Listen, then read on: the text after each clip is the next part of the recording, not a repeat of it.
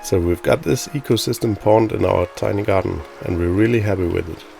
The pond is great for biodiversity, it's practically one big insect hotel, and we've got lots of birds in the garden feeding off these insects. The water is clear all year due to the wetland filtration in the back here. Bob loves to get a drink of pond water, and the fish are healthy and just growing like crazy. There are some issues with the pond that we need to address though. When we made the pond, we ran out of big rocks as we got to the top of the pond. So the perimeter of the pond mostly consists of smaller rocks, which makes it really hard to make a nice finish. With smaller rocks, it's hard to hide the pond liner well, and people like to walk on these edge rocks, which is also hard to do on smaller rocks. So as we make plans for changing all the smaller rocks, the bigger rocks are being delivered, and we can finally work on a nicer finish to the pond.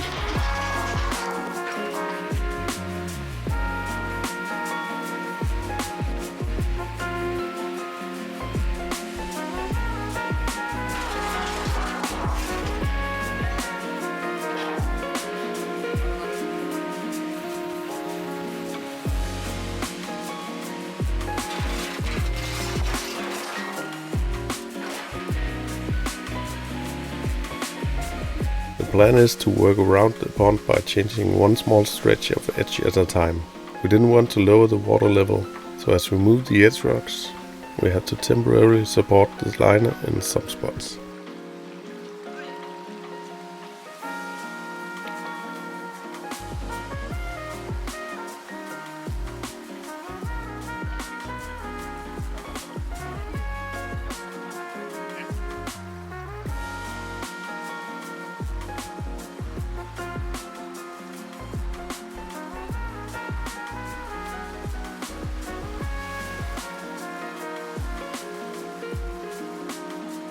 So after moving a stretch of edge rocks, we are putting in some gravel to get a nice and even surface to place the new bigger rocks on. Some of the existing rocks are big enough and fine where they are, others have to be moved to another spot or raised a bit, so we're just putting in new rocks where it's necessary.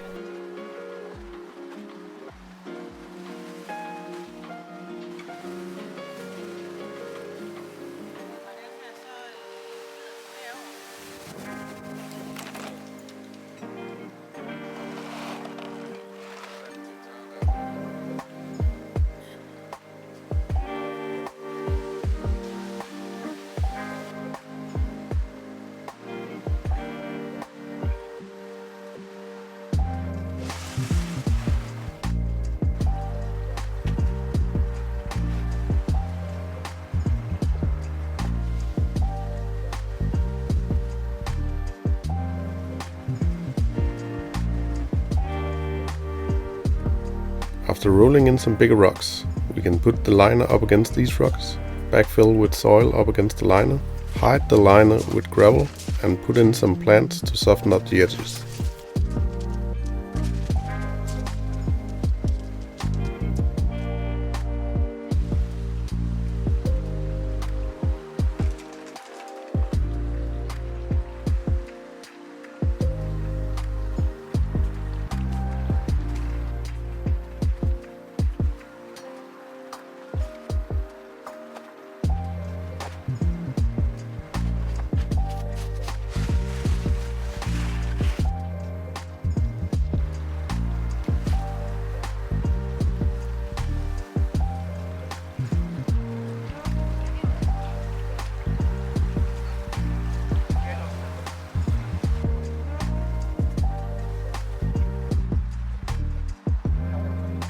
These big flat rocks will make a nice step into the pond from the beach area.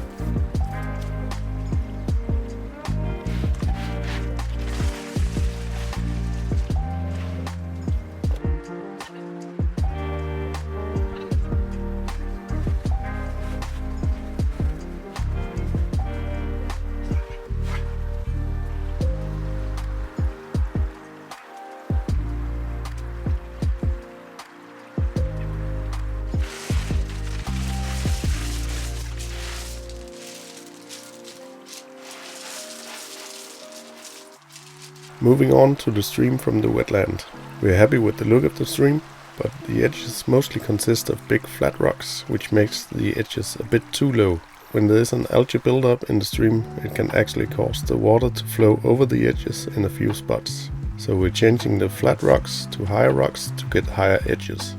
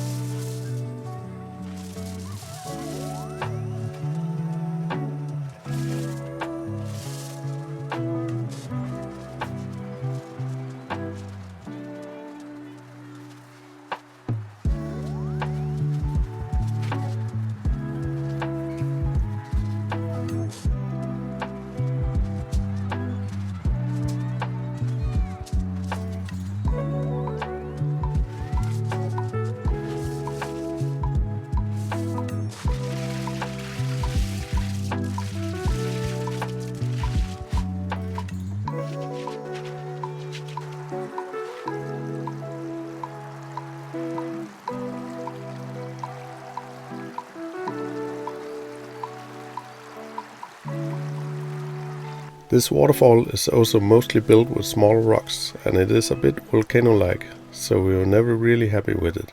We're going to rip it out, flatten the area a bit, and instead of a waterfall, we're making a small cove with a strong current for the fish to swim in.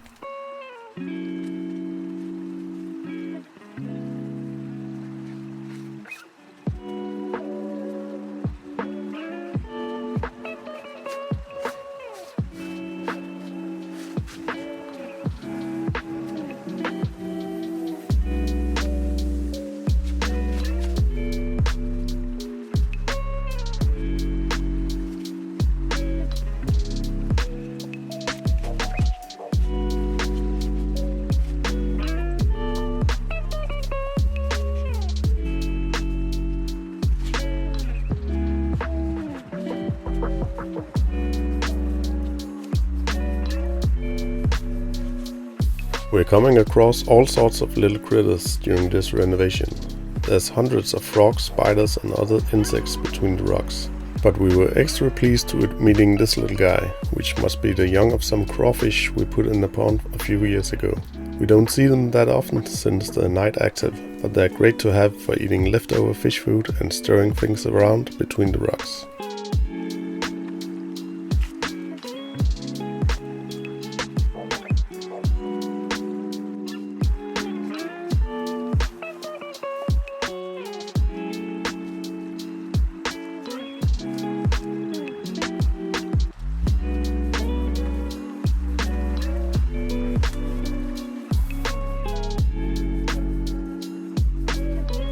So after removing all the rocks and the protective cloth, we can flip over the pond liner and underlayment and start making a plan for rebuilding this area. There's a bit of elevation in this area, so we're digging out a shelf just below the height of the rocks in the pond. On this shelf there will be an arch of rocks, which will function as a retaining wall for the surrounding soil.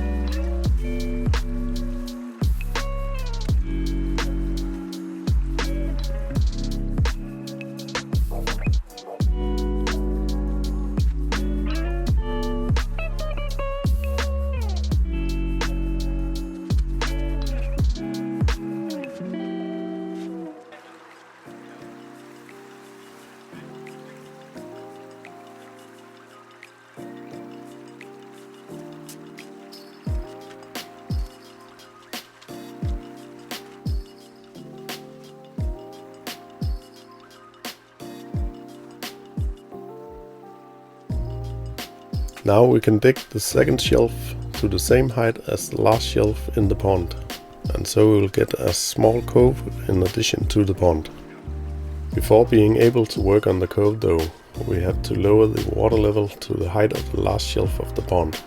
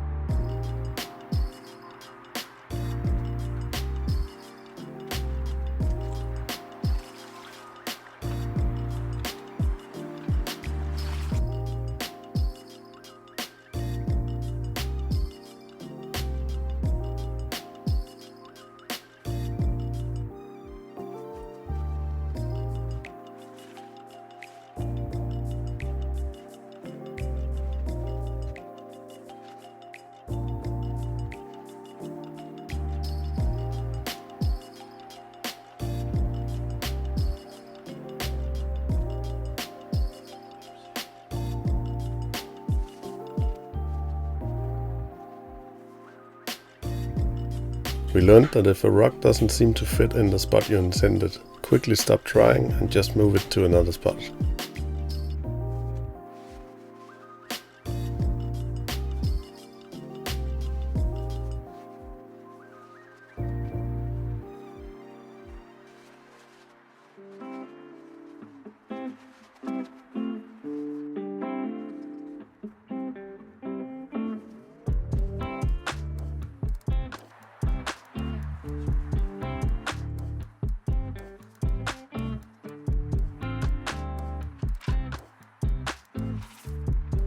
This PVC pipe, which used to feed the waterfall, will now be making the current in the cove for the fish to swim in, and it will also function as a jet, so we won't get any buildup of organic material in the spot.